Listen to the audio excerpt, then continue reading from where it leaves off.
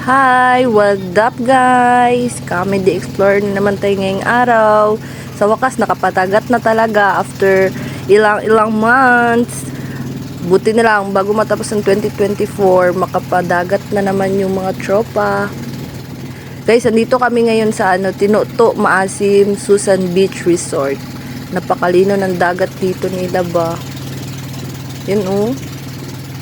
Tapos guys, actually doon talaga kami sa may gilid lang, malapit sa cottage. Pero sabi ni kuya, mas maganda kung doon kami sa gitna maligo. Kasi doon sa malapit sa cottage namin, madaming tuyom guys. Ambot doon sa other term ng tuyom sa inyo. Basta yung bilog yun siya, may mga tunok-tunok. Murag swaki ba siguro. Tapos yun. No. Enjoy lang natin yung holiday feels.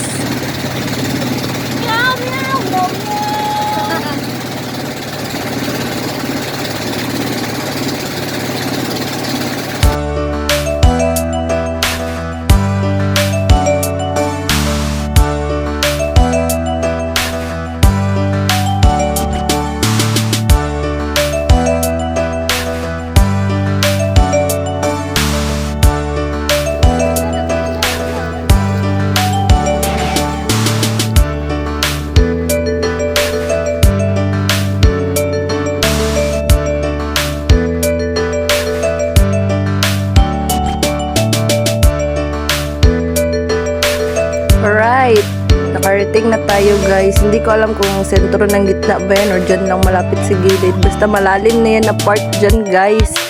Tingnan nyo, naga-life vest lang talaga ako kasi hindi talaga ako marunong maglangoy. Thank you kay kuya, nagpahiram siya ng life vest sa atin dyan. Palutang-lutang lang tayo dyan guys kasi lugi talaga basta hindi ka marunong maglangoy ba. Hindi mo ma-enjoy yung magsisid ka sa ilalim kasi hindi ka man makasisid kay may life vest ka. Naglangoy-langoy lang talaga tayo dyan.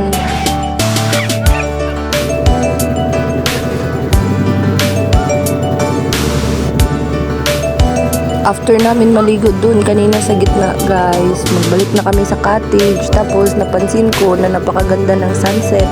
Palubog na yung araw niyan guys, mga around 3:30 na ng hapon nang makabalik kami. Tapos i-enjoy na lang namin yung pag-uwi.